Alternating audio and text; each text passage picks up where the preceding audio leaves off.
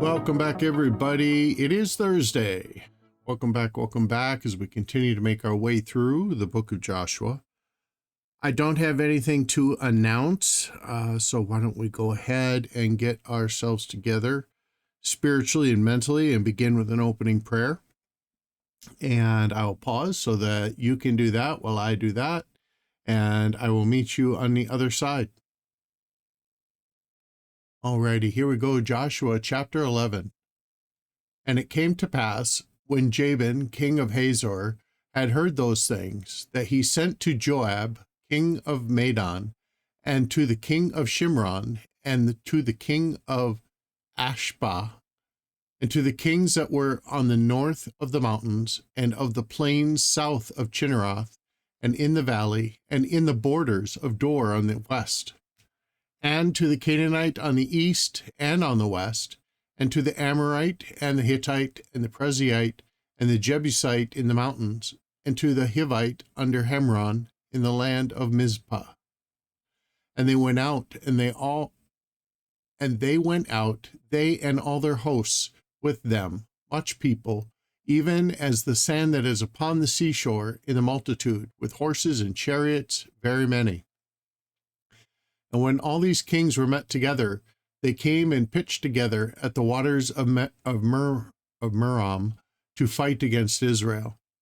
And the Lord said unto Joshua, Be not afraid because of them, for tomorrow about this time will I deliver them all slain before Israel, that thou shalt hoe their horses and burn their chariots with fire. So Joshua came, and all the people of war with him, against them by the waters of Merom, suddenly, and they fell upon them. Let me reread verse 7. So Joshua came, and all the people of war with him, against them by the waters of Merom, suddenly, and they fell upon them. And the Lord delivered them into the hand of Israel, who smote them, and chased them unto great Zidon, unto Mizrephothmaim, and unto the valley of Mizpah eastward, and they smote them until they left them none remaining. And Joshua did unto them as the Lord bade him. He hoed their horses, and burnt their chariots with fire. And Joshua at that time turned back, and took Hazor, and smote the king thereof with the sword, for Hazor beforetime was the head of all those kingdoms. And they smote all the swords that were therein, and they smote all the souls that were therein with the edge of the sword, utterly destroying them. There was not any left to breathe, and he burnt Hazor with fire. And all the cities of those kings, and all the kings of them did Joshua take, and smote them with the edge of the sword, and he utterly destroyed them, as Moses, the servant of the Lord, commanded. But as for the cities that stood still in their strength, Israel burned none of them, save Hazor only. That did Joshua burn.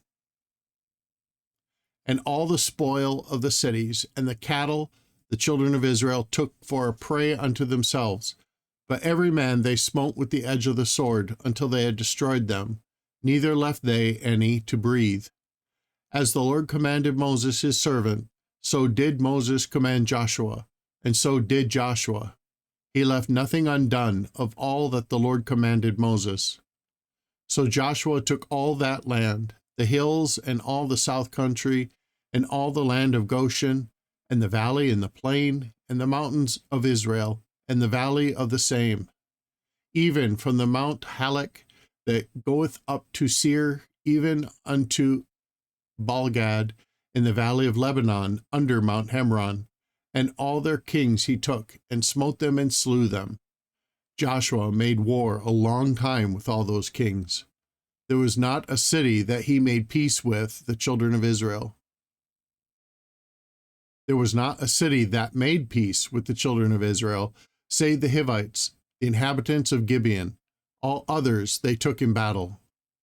For it was of the Lord to harden their hearts, that they should come against Israel in battle, that he might destroy them utterly, and that they might have no favor, but that he might destroy them, as the Lord commanded Moses.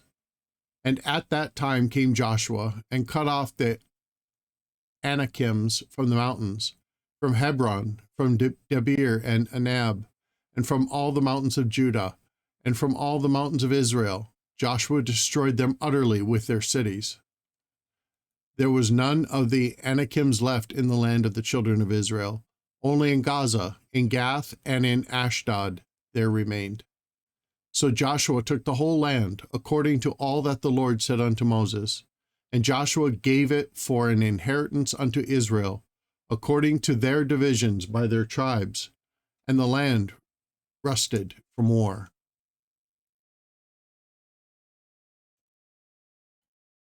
Chapter 12.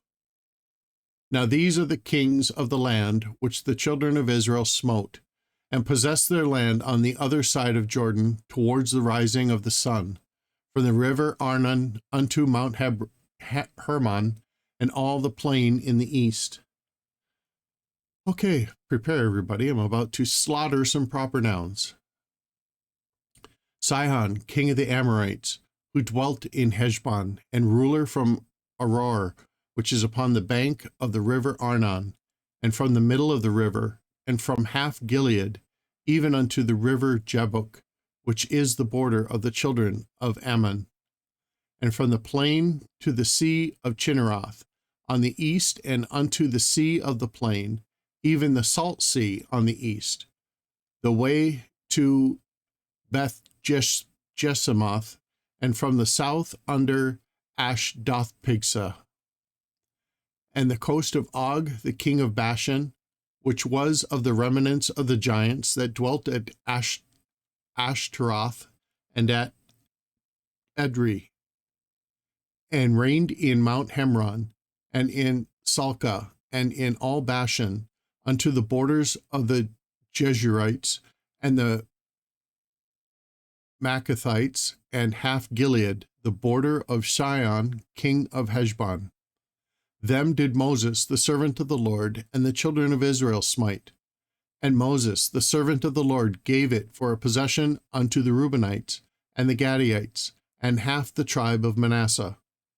And these are the kings of the country which Joshua and the children of Israel smote on this side Jordan, on the west.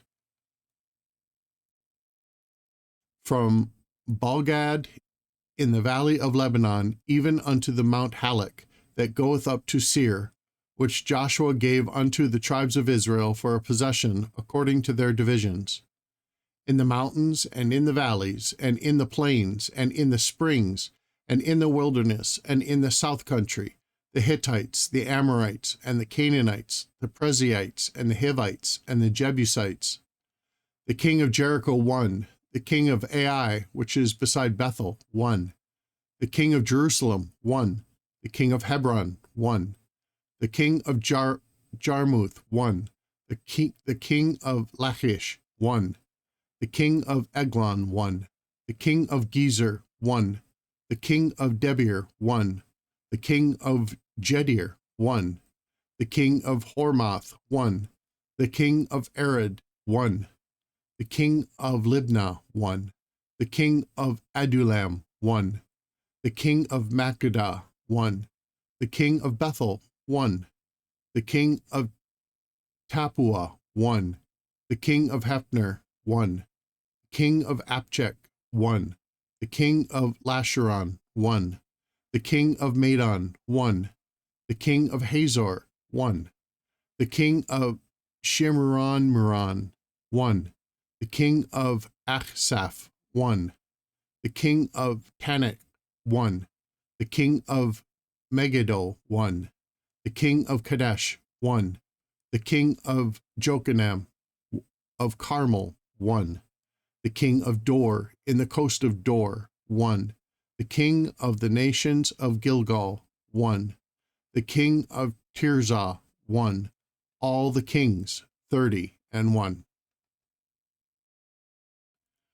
Alrighty, this will end today's absolute slaughter of proper nouns. I apologize, everybody. I have a terrible time with it. But you know what? I think it's important that we're comfortable knowing that all of us are. It's hard. And remember, God loves you.